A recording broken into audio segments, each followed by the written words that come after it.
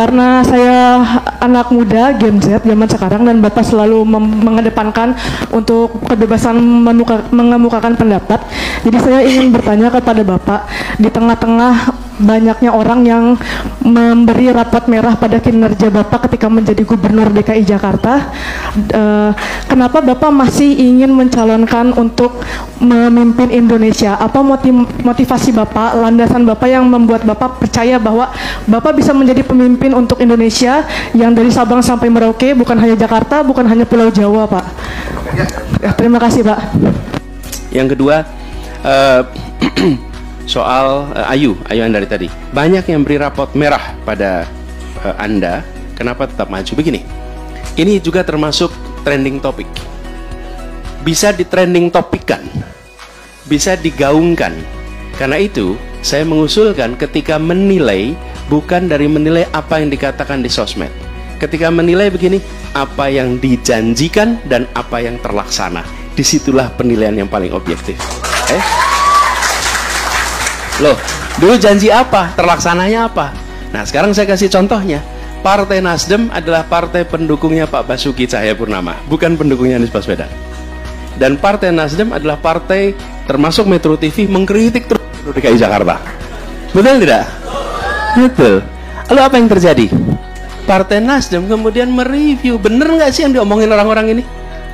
Ketika mereka melihat sendiri, melihat faktanya, melihat itu, justru dia menjadi partai pertama yang mengatakan kami mendukung Gubernur DKI Jakarta. Loh, kalau yang dukung Anies pertama kali PKS, ya memang PKS dari dulu mendukung. Betul tidak? Loh, ini adalah mereka yang terus-menerus mengkritik sampai pada akhirnya, Bung, berhentilah ngomong soal fiksi ini. Saya pengen lihat faktanya.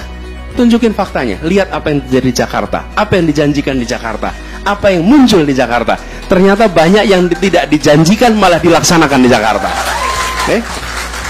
Jadi kemudian ketika tadi ditanya kenapa saya tidak pernah mengajukan diri, mana Ayu tadi? Ayu, saya tidak pernah mengajukan diri. Ayu, saya ini lagi tengah-tengah bertugas, dipanggil Anies, kami menugaskan Anda menjadi calon presiden. Bukan saya datang ke Nasdem, ke PKS, saya mau jadi calon, bukan. Dan ketika itu dikatakan, saya bilang izinkan saya untuk memikirkan tentang tugas ini. Apa yang saya kerjakan? Tanya sama ibu lah. Kalau ibu saya ridho, saya jalanin. Kalau ibu saya tidak ridho, saya tidak akan jalanin. Sesimpel itu.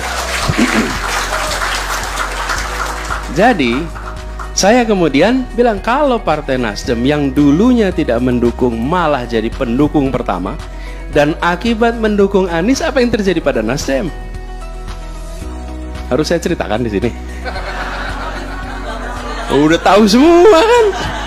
Apa yang terjadi coba?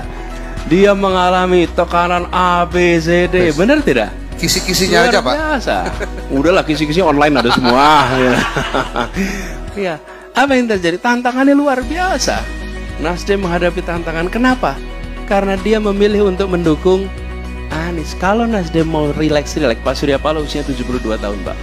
Kalau beliau mau relax saja, tinggal ikut aja, nggak akan mengalami tekanan seperti sekarang ini. Beliau apa yang dia katakan? Dan dia bilang kepada saya, Bung Anies, kita ingin Indonesia yang lebih baik. Kita ingin Indonesia yang nantinya kita bisa berdiri dengan bangga. Saya minta Anda untuk menjadi yang di depan di dalam melakukan perubahan untuk Indonesia. Oke? Dan saya bilang ini sebuah kepercayaan, sebuah amanah. Dan tantangannya besar sekali. Jadi Ayu, ketika dikatakan, misalnya ini saya katakan bahwa ini air minum, tapi kalau ada 1000 orang mengatakan ini adalah air keras, maka terbentuklah persepsi ini adalah air keras. Gimana cara membantahnya? Saya bikin trending topik juga air minum. Bukan. Cara membantahnya cukup sederhana. Buka tutupnya, minum airnya. Oke? Begitu diminum dan sehat, maka ini bukan air keras. Sama. Anies Baswedan dikasih raport merah di trending topikan. Tidak usah dijawab pernyataan dengan pernyataan. Jawab dengan kenyataan.